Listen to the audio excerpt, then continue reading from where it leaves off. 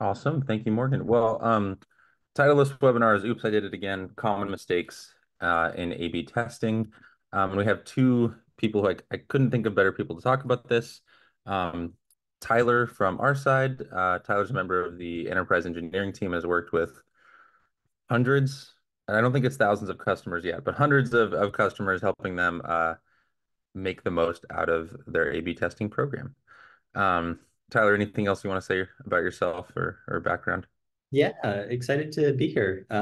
Yeah, like Sky said, I'm on the enterprise engineering team, so get to be in that cool role of being an engineer who also gets to talk to a lot of customers and see what works well and what sometimes doesn't work as well for them.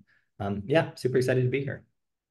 Awesome. And then we also have Alon. Alon is the CEO of Bell Statistics, and a good partner with us at Statsig. Alon's been the star of a few other events that we've put on, and is, I believe, Alon, yeah, go over your background. I think PhD in this area, and just a deep expert in all things experimentation and A/B testing. Yeah, thank you. I wish I had a PhD, not yet. Not sure if I'll ever had. I have a statistics. Hi everyone, I'm very excited to be here. I'm a statistician specializing in A/B testing. I'm also the CEO of Bell Statistic, which is a company that provides advanced analytics services, mostly A/B testing, but also MMM and geo experiments. Formerly, I worked at SimilarWeb, Google, and Wix.com, where I was the statistician of the company. And when I founded Bell, we currently were operating around 3 years, and we've been working with very big companies like Monday.com, uh, Honeybook, Playtika, Lemonade, helping them to grow and scale with better A/B testing. Yeah. Awesome. So just a few things before we dive into questions here. The format of this webinar, we're going to go through some questions around common A/B testing mistakes and get Tyler and Alon's perspective. We'll leave about 20 minutes at the end for Q&A with the audience. I think a bunch of people here, so really want to make sure we answer any questions that you have. And then two other housekeeping things. One, this is a part of a series of webinars that we'll be doing with Alon and Bell Statistics, so there's going to be a few more to come. I don't think we know the topics yet, but you're welcome to suggest them or even ask questions during Q&A, so we might feed off that. And then it's also experimentation week at Statsig, so every day we're launching a new experimentation feature. Yesterday it was stratified sampling, and I actually don't know if the post is up today, so I won't spoil it, but lots more exciting things to come. So check us out on LinkedIn or Twitter to follow along there. Cool. Let's go ahead and dive in here. So one common testing mistake that we've seen with customers, or that we've heard just out there, is data integrity. Data integrity is a super component of running accurate, powerful A/B tests, but it's something that people often get wrong. So, Tyler Alone, first question for you is, what are some common mistakes that you've seen companies make regarding data integrity as it relates to A/B testing and experimentation? Yeah, I think one like really common one actually comes sort of like in the setup of the test itself.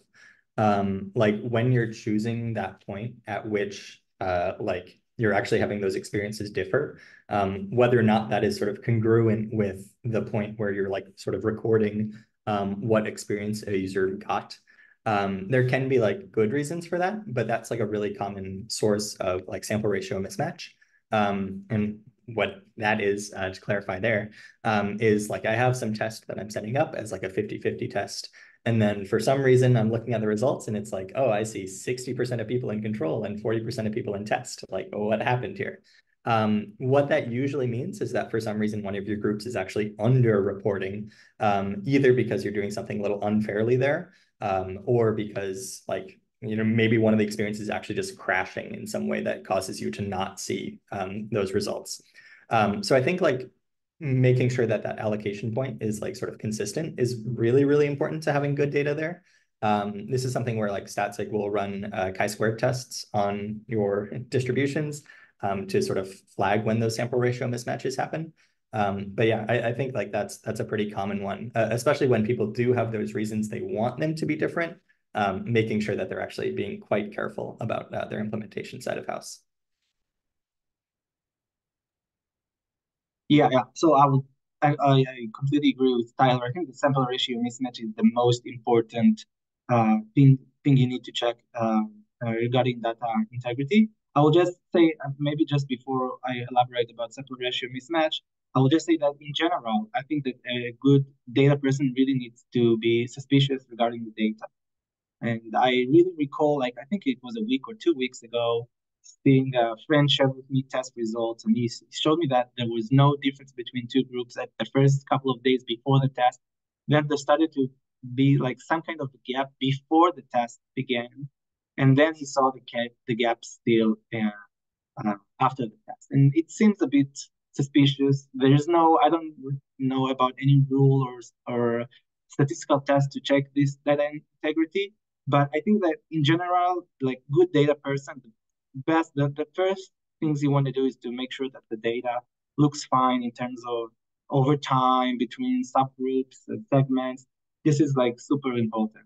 Now, sample ratio mismatch is actually, I think, the most common failure regarding data integrity in A/B tests.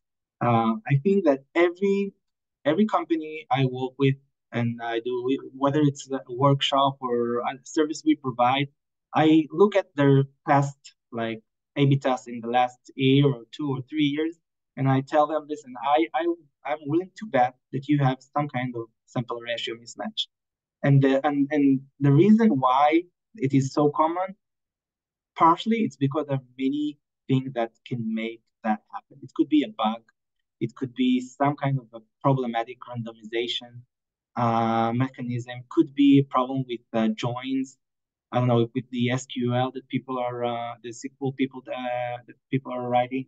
So there are many reasons. I can give you like many examples, but I don't know if you want to do like deep dive into sample ratio mismatch. It is like super common, super problematic. And I think that the most important thing is you cannot analyze the test when you have sample ratio mismatch. It's like the problem is when you have sample ratio mismatch, you're not comparing apples to apples. You're comparing apples to some kind of other fruit. I don't know, maybe it's avocado, banana. I don't know, but you can't do that, and you're giving some kind of advantage to variation to the control or the treatment group.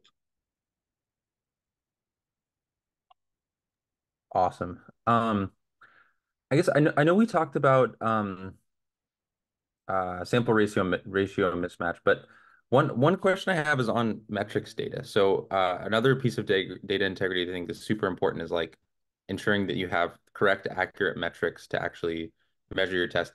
That's more of like a traditional data science job often in an experimentation team. So can you talk a little bit about how you think about ensuring that you have accurate metrics data, and what the role of a data science team is in partnering with who's ever running experimentation to ensure that's handled appropriately?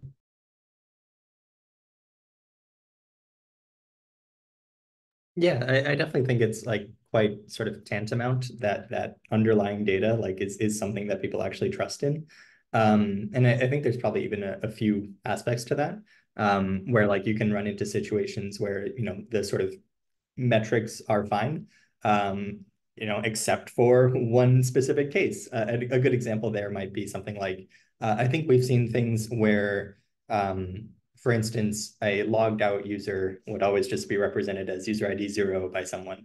And then like when they're looking at their data, they're like, oh my word, there's this one user who is totally incongruent with like what is normal or expected for a user. Like that logged out user that they were treating as some given user ID, whether that's logged out or whatever explicitly, was just having data that was totally out of whack and really skewing the results. So I think like finding things like that is really powerful. In addition to sort of just like the baseline, are we measuring the things we're trying to measure here? Because if you're not measuring the right stuff, like the test is sort of meaningless if it's built on top of meaningless metrics. Alon, anything you'd add there? Yeah, I totally agree. I think that choosing the right KPI is really a problem. And also calculating the KPI. Sometimes I see many companies struggling between mean or median, and I'm not every time they're deliberating for the right reasons. Like Mm. usually you want the perspective to be business. So you want to know what actually we care about. And sometimes it comes from I would say, more data or analytics perspective of do we have a normal distribution or a skewness of or outliers. And I think it is always important to be business driven and then to see if we're calculating the KPI the right way. Do we want to count number of days that someone is active, or maybe the number of sessions he had?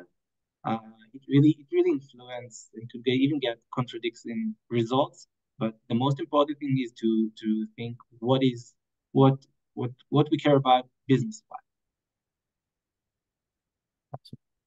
Um, okay, I saw Christina, thank you for your question about sample ratio mismatch. We'll kind of address that in the Q&A, but love that there's already some questions flowing. Um, let's change tacks a little bit. Let's talk about statistics. Alone, this is your, bread and butter. Um, can you elaborate on why not using proper statistical methods in A/B testing can lead to misleading results? Also, can you define like what does it mean to have proper statistical methods for A/B testing? And yeah, just how do you think about that? Yeah. Well, I want to divide like the answer in two levels, because one of the very common things I see with companies is that they do the randomization, they might even check sample ratio mismatch, but they don't do any statistical test. So they look at the average, the means, or they look at the proportions, they see the lift, and then they make a decision. This is like very popular. I would say 30%, maybe 40% of clients that I get to meet. And I think this is really problematic. And I will give you an example. I had one customer that I met, and it was like they had massive amount of data. So they had like huge amount of data, and the product manager just like I asked him how he decides which variation is better, how he decides on winner. He said if it is less than 1%, I don't like. For me, it just a noise. But they had a task with -1% lift. He released the feature, but it was negatively statistical significant. So the issue is we as human beings, we don't have the intuition to know whether a difference we see is a noise, randomness, or it is due to a real effect. Is it statistical significance? So it's really hard to make decision when you don't have statistical tool. Now, what you do want to have is the right and proper statistical tools. And I don't want like to get really deep in dive to the statistics. I would just say that I would say most cases we care about proportion or about means. Usually in means we care about revenue, the average revenue per user. ARPU is like a really holy grail for most companies. So, and using the proper statistical test is actually using a test that that the hypothesis is about the means. Now, you might be surprised, but there are companies that are using statistical tests. For example, the Mann-Whitney U test that is not checking, is not comparing means of two variants. And this is like one issue. And you can also have, I don't know, a statistical test about the median. And as I said it before, you really want to have, like, you want the statistical test to be relevant to the hypothesis. Now, for each statistical test, you have some assumptions, and you want to make sure that the assumptions of the statistical test are valid. It is really important if you have some dependence between observation, or if you, I don't know, if you need to assume some kind of distribution of the KPI. But I'm telling you and the audience, it is super important to understand that in the vast majority of cases, you want to use t-test for means and z-test for proportions. Like in the vast majority of cases, this is what you want to use.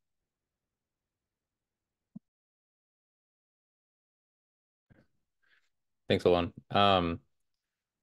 Tyler, I know you're not a statistician, but I think you've seen enough people running experiments.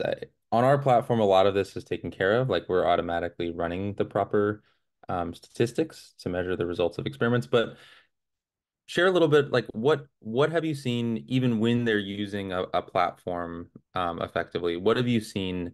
How have you seen this mistake manifest with some of the folks that you've worked with? Yeah, I think like you sort of alluded to, using a platform where it's going to be done in that sort of consistent manner does a lot to sort of ameliorate that. Just knowing that you're going to be running a sort of reasonable t-test or z-test every time goes a pretty long way. And then there's also quite a bit of math into like how those assumptions are met by your data. I think things that get interesting are sort of like to Alon's point around like independence of things. Even just like when people are sort of interpreting results, like looking at their metrics, they might have metrics that are very, very highly correlated.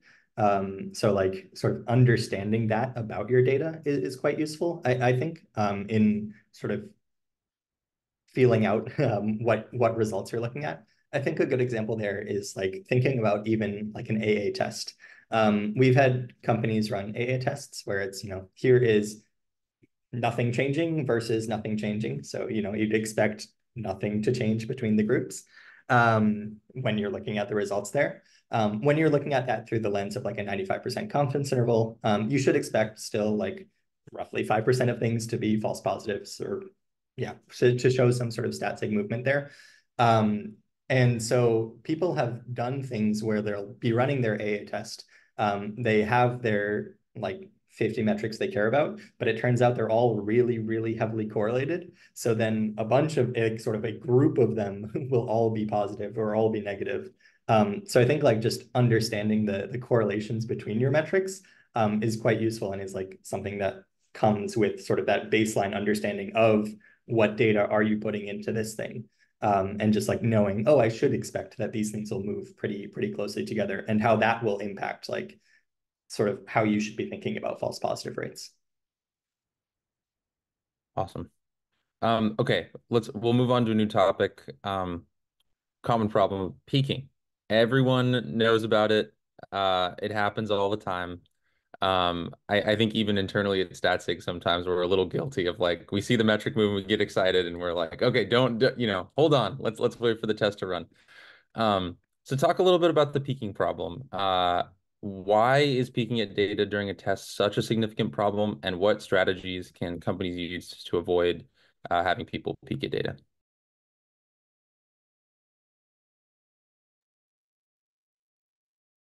Yeah, sure. How many minutes do you give me to talk about picking? Is it like two or three? I'll try to make it short, and if you want, I can elaborate. Two or three. Let's start with two or Two three, or and then three. we can Okay, go from there. no problem. So, the classical test, t-test and d-test, the mechanism, the procedure is really simple. You need to predefine the sample size, you need to gather the data, and you need to analyze the results only once when you reach at least the sample size. Sample size only. Practically, it you can't do that in a online because we have our dashboards, we have the scripts. When the test begins, we can start gathering data. We can see it on an hourly, maybe daily basis. Usually it's a daily basis. And there's no chance people are not going to look at the data. Now, you might say, okay, you can peek at the data, but don't draw any conclusions. But this is also impractical. When someone sees a really huge positive or negative lift, they're going to stop the test. Now, what is the problem in one sentence is we're inflating the false positive rate. So let's assume that we are doing AA tests like Tyler explained before. If we are going to do an AA test and we're going to pick at the data for, let's say, 30 days, there is around, I think it's around 30 or 40% that we're going to see, at least in one day, results, even if there's no difference between variation. Now, if you have multiple KPIs, metrics, then this percentage is going to be much higher. So this is the issue, and I think this is like as common as sample ratio mismatch. I think I have never met a company that is not like people are not picking at the data. Yeah, totally. Tyler, you've probably run into this at dozens or hundreds of companies that we've worked with. I'm sure every company has people peeking at the data. How do you go about like what do you tell companies of, hey, here's how you should approach this problem. Here's how you should use our platform with an awareness of this peaking problem, and how do you mitigate it? Yeah, it's a really fun one because it ties so closely into just like even some of our own implicit biases a little bit. Where like I'm making some change because I think it's gonna be good, like hopefully at least. So when I go like and I look a little early and I see that hey it's up, like that just like feeds into the like yeah of course it's up. Like why would I have made this change if it wasn't gonna be up? Like I should just ship this thing, right? Um, and so I think there's sort of that like very human temptation to ship things. And there's also just like the pure curiosity aspect here, where it's like I as an engineer want to look at my tests early because I care that like, am I hurting performance or something like that with this experiment, even if it's not like my pure hypothesis. So one thing that we've got in place on StatSig that sort of helps with this is our sequential testing approach where like you are telling us, hey, I'm planning on running this thing for 2 weeks. So when you come and you look at the experiment like a day in or 2 days in, the confidence intervals we're going to show are actually going to be really inflated to sort of account for the fact that like you shouldn't be looking at this thing yet. So we're going to give you like a lot more uncertainty around like what that true underlying value is, but still letting you have that like a that curiosity satisfied, but B like really answering those questions of like, oh, am I really hurting this metric? And when I think about it, just sort of personally, I feel a lot more comfortable with those experiments where I'm like, oh yeah, I'm gonna stop this thing early because I think I'm really hurting this thing, such that even with this wider uncertainty, I know it's quite down. Like that sort of doesn't tie into that sort of implicit bias to ship in the same way where I'm like, I'm looking at these guardrails. These guardrails are the things that can stop me from wanting to end this test early. Um, so yeah, and then even if I see that really up, that would be where I'd be sort of more pushing people to be like, still let the thing run for its full duration before making that decision. If nothing else, just to get that like better idea of the actual impact, which can be sort of quite useful in its own. Yeah, that's sort of my guidance towards folks. Yeah, I think it gets especially complicated when you're tracking things like error rate or, these metrics that you actually want to check. And if they're, they could be 100% for one group, right? If there's a problem with setup or something. And so it's like you want to use the platform to monitor performance and error rates and, these very core metrics. But then you also don't want to jump to conclusions and assume that the test actually worked when it didn't. One question from the audience that I think is a great one. We'll answer it right now. What is your take on Bayesian A/B testing being immune to peaking? Alone, I feel like you have a lot. You'll have a great take here. Yeah, thanks, Pat. Can I just, well, I'll answer that, and if you would let me, I'll say something about picking and sequential testing. But let's talk about Bayesian A/B testing first. Well, I'm going to say in advance, I'm a frequentist statistician. Not in the sense that I really don't like Bayesian, but when it comes to A/B testing, like my thesis was about Bayesian statistics. But I think that when it comes to A/B testing, I think that I recommend going with the frequentist approach. I just published 2 weeks ago, maybe 3 weeks ago, a blog post about Bayesian A/B testing and why I think it falls short.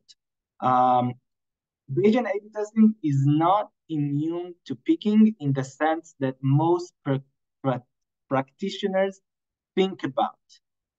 It is immune to picking in a very theoretical, maybe, approach in the sense that this is a subjective, uh, uh, uh, it's a subjective result that combine both our prior knowledge and the data, so we can do whatever we want. I'm a bit exaggerating, but like at the end of the day, you like when it comes to false positive rate, like if you care about the false positive rate, Bayesian A/B testing is not immune to that. So if you'll peek at the results, the false positive rate is going to be actually almost the same as the frequentist A/B test.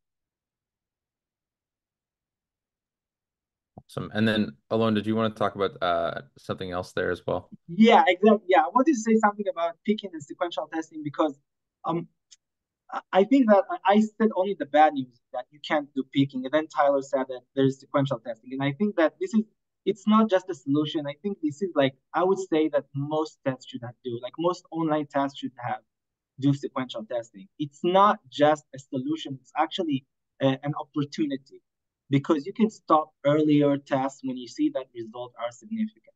I only want to say one use case. I think that I would not recommend doing sequential testing and picking. And it will be in cases where the treatment that you're doing is affecting the time that it takes to complete the KPI. And I want to give only one example, if you allow me, Sky. It will be when you give discount which is limited in time. So it's like a really known strategy when you say, if you buy in the next 24 hours, we're going to give you a 50% discount. Now, if you're going to do a test when the treatment is you give them a discount, but only if they buy it the first 24 hours, what you're going to see probably is that even if you do sequential testing, is that the treatment is going to be really successful at the first day or so. But then if you take more time, you see that like the control group, the one that are not getting the discount, maybe some of them are going to buy, but not in the first 24 hours. It's going to take them maybe a week, maybe a week and a half. Then in those cases, I would really recommend not not doing sequential, or at least not picking at the first week or so. So you need to be cautious in those cases. But in the vast majority of tests online, I would recommend doing sequential because it's not only a solution, it's also an opportunity. Awesome. And we had one other follow-up here, which I think we can address really quick. So, any thoughts about the pros and cons between sequential testing versus always valid p-value to solve for peaking? Alone, this is probably another one for you. Yeah, so the always valid p-value is just another sequential test. It's important to say sequential test is just like it's a branch, and there are many kind of tests. So you have the always valid, which is I think was optimizedly. I had some article about 5 or maybe 7 years ago. I'm not really sure. And you have the group sequential testing, which is popular in some of the platforms, and so there are some statisticians that really recommend them. And you have the SPRT, which I think this is the one that you implement at Statsig. So you have different kind of sequential. They are all under the umbrella of sequential testing. Each has some advantages and disadvantages. If you want like maybe a topic for a webinar, so it's something that we can do. There's also like a great article by Spotify that they try to compare between some of them, but they were biased to one of the approaches. Awesome. Well, we can move on to the next topic. I think we got a lot out of peaking. Peaking is always people get excited about the peaking problem. Um, okay, underpowered tests. So how often do you encounter tests that are underpowered, and what can you do to actually ensure that a test is properly powered when you start or create an experiment? Yeah, I think this is something we see pretty frequently, is folks like running tests where we just aren't going to have the data to sort of see the lifts they're expecting to see in their metrics. And I think a lot of this comes down to just like planning out your tests and like understanding if you're going to be able to measure the kind of changes you're looking for. We have our power analysis calculator on Statsig to help out with this, where it's going to actually look at sort of that like historical data for a given metric and be like, hey, given that you'd expose to roughly this set of users for roughly this long, this is sort of the minimum detectable effect we'd expect, or like what you could sort of reliably measure. So I think a lot of this actually comes down to sort of a combo of, thinking through like what magnitude of change are you planning on making? Like, obviously, you won't have this like crystal ball that's going to tell you, oh, when I run this experiment, I'm going to see a 2.77% lift. But just like having that like baseline, am I going to double this thing? Am I going to increase it by 10%? Am I going to increase it by 2%? Having that like sort of understanding about your changes or like what you expect to see in your changes is super helpful there in terms of like figuring out how long you would need to run this thing for to sort of reliably be able to detect this. Yeah, like the false positive rate is going to be the false positive rate. So making sure that you're actually running tests that should measure the thing you're trying to measure is super, super important there. And there's a few things that like help with sort of minimizing the variance a little bit, which like lets you sort of pinpoint in on changes a little bit better. So like QPED, which is a correction using pre-experimental data, is a technique that we use that sort of helps minimize the variance between those two groups, which lets you detect slightly smaller changes, but it's still not going to be a silver bullet. If you have the users to detect 100% lift, then you just have to be like shipping features that'll sort of really shoot for the stars like that.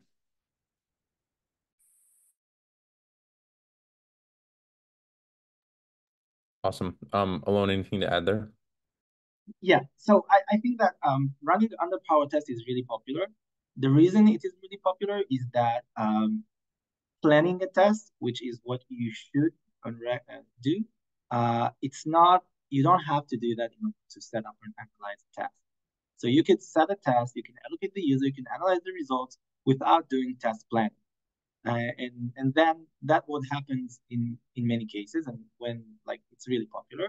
And then usually when you choose the KPI or the metric, you choose revenue because it's like what most company care about. And then like in revenues, usually it's a really, there are like outliers and the variance is really, really big. And then you just, I don't know, decide to run for a week or two. And and then you just don't have enough power and the result will never, like in most cases, are not going to be significant, even if you did some kind of a positive impact. So yeah, that like the solution is just to plan a test. It's not that complicated, it's not that hard, and it's actually could be really, really helpful in terms of choosing the KPI, choosing the test duration. Uh, Yeah, and I think the point around like which metrics you're trying to measure is really, really well taken. Like even just thinking back to sort of my own experience, like trying to measure things like that are binary tended to be way, way easier to like see changes in rather than sort of like uh, continuous metrics. So, instead of trying to measure what are we doing to average revenue, where like you maybe even have some whale users that really skew things, just measuring like, are we turning this person into a purchaser or not? Like there's different metrics will have different sensitivities to your changes. And that's like really important in the planning process as well. Nice. That's a great point. All right, we'll do one more question and then we'll turn it over to the audience. So changing tracks a little bit. Many people believe that non-parametric tests are better for non-normal data. Can you talk a little bit about what your belief is on this and perhaps why this is a misconception? yeah, I'll happy to take that one. I think that most people, when they learn about t-test in their college, university, or maybe even if they read the Wikipedia paper about it, they will see like an assumption that says that the population is normally distributed. Now, this assumption is true, it is real when the amount of data is really, really small. Like I'm not going to get into a history class, but t-test was invented more than 100 years ago by I forgot his name. He was the Guinness statistician. And anyway, he tried to solve an issue when you have a really, really small sample size. And when you have a really small sample size, which could be two observations, three, even four, five, six observations, that this is the low number of observations. This is a small sample size. Then this assumption is really, really important. When and the issue is people learn about this assumption. They're not aware that you can neglect this assumption. It's not that important when you have a big amount of data. Well, it depends on the outliers, skewness, variance, but let's assume that in most vast majority of cases, you can do t-tests, and you don't need to do any non-parametric test. But so people think that this assumption is really important, and because revenue and other metrics are not normally distributed, they're trying to find a non-parametric test. Non-parametric test means that I'm not assuming any distribution of the population. So I don't care how variance is distributed between the population because I'm doing a non-parametric test. So this is like the mindset of people at companies that are choosing non-parametric tests because they say, okay, our data is not normally distributed. We're not going to use t-tests. Now, there's two problems with that. First one, which is not the big problem, is that you might have an underpowered test because when you don't assume some kind of distribution, when you're not using parametric tests, usually you have less statistical power. But the most important issue, the big problem I have with using a non-parametric test is that in most cases, the hypothesis is not about the means. So you might have significant results, positive or negative, but it doesn't mean that you really change for the positive or negative side the means, like the averages. So you could, for example, this is like theoretically, I don't know how much you'll see it in practice, but you can have positive statistical results in a Mann-Whitney test, which is a non-parametric test. But then, like if you look at the averages, you're actually losing. So that could theoretically happen because the hypothesis in Mann-Whitney test in this specific non-parametric test is not about the means.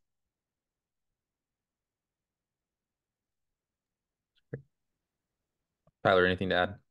Yeah, I think it's so funny that Guinness have given us not only their beer company and their world record book, but also just the t-test itself, from measuring their barley or whatever it was.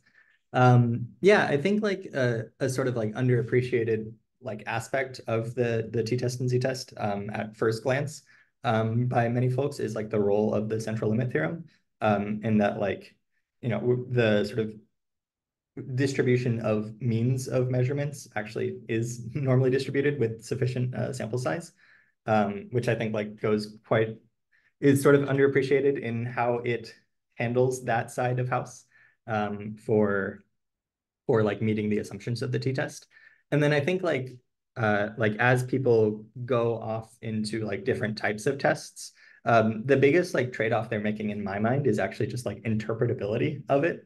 Like Alon said, like when we're no longer making claims about like how we're moving the mean, like just interpreting the results of the test and like what it means gets like way harder, in terms of like, cool, we moved this metric, but like, what does that metric mean for our business? Is always like a super interesting one to me.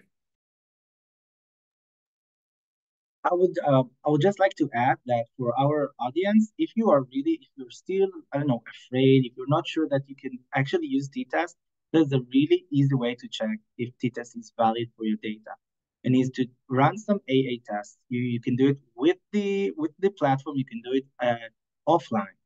Do a statistical analysis.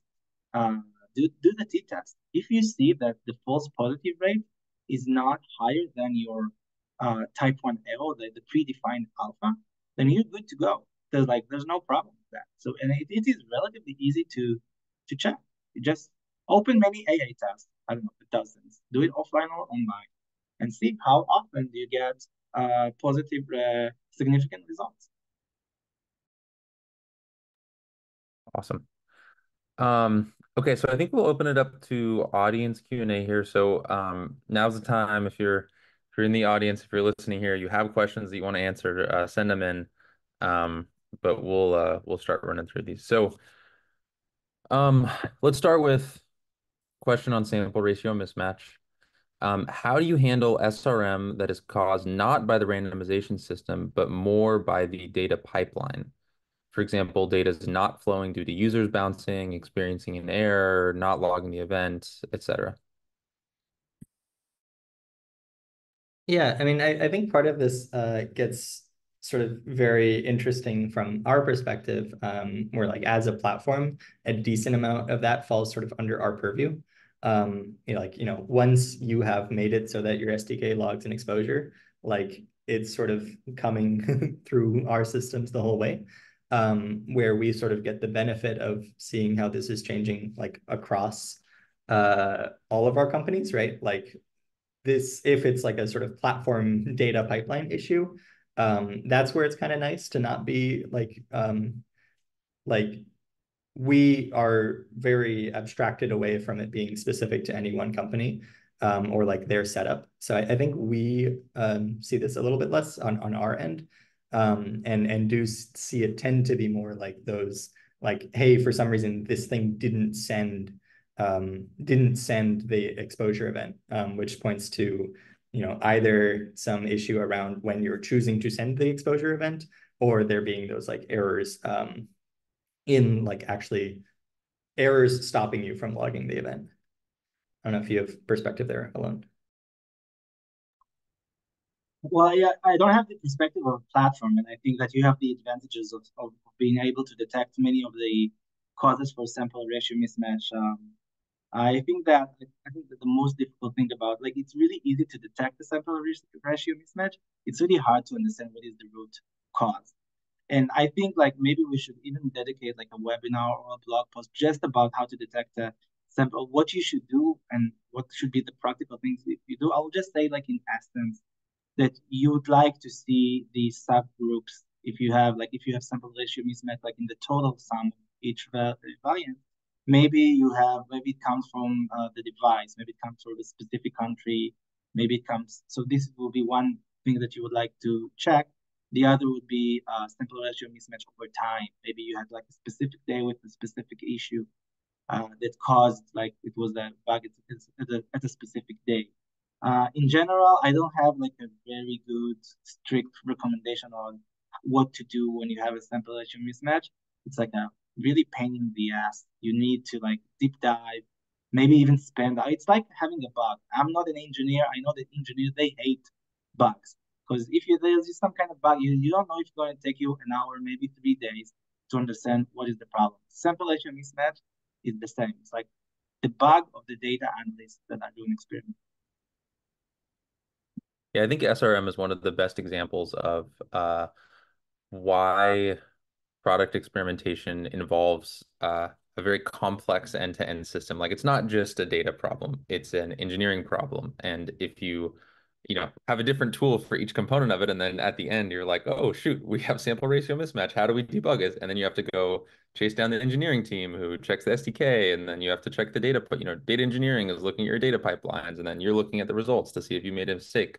It's just very hard. Anyway, it's a core belief that we have. Like this should all be one system because then if you see this problem, you're able to just look at the logs and understand exactly where it's coming from. So interesting and great question. Um, okay, back to stats. When you use a t-test to compare the means of revenue per user, is it required to check for outliers? And what would actually be the criteria to remove an outlier from the sample? Alon, this one's probably coming to you. Yeah, sure. So the issue with outliers is a bit tricky. Let's start by saying that the best practice regarding outliers, if you are going to handle them, is not to remove, but to Windsor right or cap them. So usually what we'll do, we will not remove the observation. We will look at the percentile of the data and then we'll like we'll know there will be no observation with that with a value higher than that percentile. So usually this is the best practice when it comes to handling outliers. Now you want to handle outliers because outliers, um, in the worst case scenario, they're going to give you a false positive results. They're going to make the false positive rate higher. But in most cases, they're just going to damage the statistical power. So what happened is that they create a big variance in the data. And then even if there's like a 5% lift, 6% lift, you're not going to see significant results because you have an outlier and the statistical test can't, it's like it's not a human being, but it can't tell you if the lift is due to the outlier or due to a real effect. So this is the motivation behind why you want to deal with outliers. Now, most statisticians, when they learn about outliers, it comes from maybe there's some kind of a bug in the data. But usually we do that to improve the statistical power. Why I said at the beginning that it is tricky. The reason it is tricky is because in many cases we really care about those outliers. We want to know if the treatment that we did had some kind of influence on those outliers. And I think this is a really, I just had this discussion with a company yesterday. So I think that like my recommendation would be if you really care, if the treatment you did was really the motivation was really to affect those, I don't know, 1%,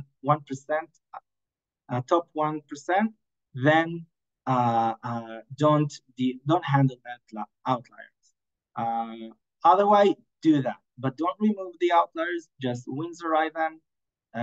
Use Windsorization, and usually, like you do up to 1%. Could be from 0 to up to 1%. I would not recommend doing more than that. Like the amount of data, the observation that you want to use in the Windsorization. Yeah, and for us, we'll be applying, if you're using Stats' Cloud, we'll be adding some Windsorization on top of your metrics to, I think, 99.9% Windsorization applied by default. And then for, if you're on Warehouse Native, you actually get a little more customization to choose those thresholds yourself, which like just gives you that little extra element of control. I think like the other thing that's like helpful for caring about like outlier folks tends to be like, or rather like when you have those outliers that are not like erroneous, like they're real users that are just super power users. Stratified sampling is a recent feature that we have just came out with or just announced. I think it's part of this, maybe as part of this experimentation week. That actually allows you to have some control over what groups those users are going to end up in to keep that balanced when you do really, really care about like what those, top 0.1 percentile folks are going to do. Having that level of control to be like, oh, like they are going to be evenly balanced between control and test is actually quite helpful there. Awesome. Yeah. All right. One last question, sorry. Based on the wide experience of issues that you notice orgs have with experimentation, what are the biggest low-hanging issues that teams should prioritize, and which ones are the hardest to solve? She also said thank you for answering all the questions. Well, I think that's a great one to close, just kind of wrap up. What are the biggest problems and which ones are the hardest to solve? I love this question. It's a great question. I think that I think that data integrity is the most important one. So sample ratio mismatch, that definitely will be like my number one issue. Easy to implement, hard to solve when you have a sample ratio mismatch, but it is a low hanging issue. And in terms like of AA tests, it's harder because you need to have at least dozens, and I don't know, most companies I work with, they're having a hard time to do many AA tests. So I would prioritize that less. But sample ratio mismatch, definitely it will be number one. I think that well, if you're using Statsig, then usually many of the issues are actually low-hanging issues because you have Cupid built in and sequential built in, which they're not that low-hanging fruit, but they are not super complex uh, to implement. And I think that trying that stratified sampling, for example, which is a great feature, it's something which is really hard to implement if you are not using an external tool. So those would be, I think, yeah, sample ratio mismatch will probably be the easiest and most important. Cupid and sequential will be medium, not that easy to implement. And stratify is something, for example, this is something which is relatively difficult to implement if you're not using an external platform. Yeah, and I think like funnily, like once you've cleared some like minimum bar of like having data that everyone's going to be able to sort of reliably trust, actually a lot of the biggest challenges that folks run into are sort of that like cultural side of like how are we making sure that people are like thinking about like having a hypothesis up front, like things like that actually tends to be like the biggest challenge. Is just like making sure people are like actually thinking about their experiments before they run them, and then also just like empowering them to sort of move quickly once they meet that minimum threshold of like having those upfront thoughts. I think like a lot of aspects of it, you just get a lot better at as you run more and more tests. Again, making sure that you're meeting some minimum bar of we trust our data and we are actually thinking about the process a little bit. But at that point, like I think the biggest challenge is just like how do we go and just like do this really consistently a bunch of times and like build that muscle? Because I do think it really is like a muscle, and having that flow where people can talk about experiments they've run with other folks at the company and everyone can learn from them, tends to actually be sort of, from my perspective, one of the biggest challenges that people run into. Amazing. All right. Well, I think we'll wrap up there. If you have additional questions, again, Alon is the CEO of Bell Statistics and is working with folks all over the world to help answer these problems and ensure that they're applying the proper statistical methods and building a culture of experimentation. And if you'd like to talk to Tyler about any of these questions or anything else, or have him work with you to build the culture of experimentation at your company, he's available in our Slack. So if you join our Slack community, you can tag him and ask him directly. Don't overwhelm him with questions, though. He's only one person. All right. Thanks everyone so much, and we will see you on the next webinar.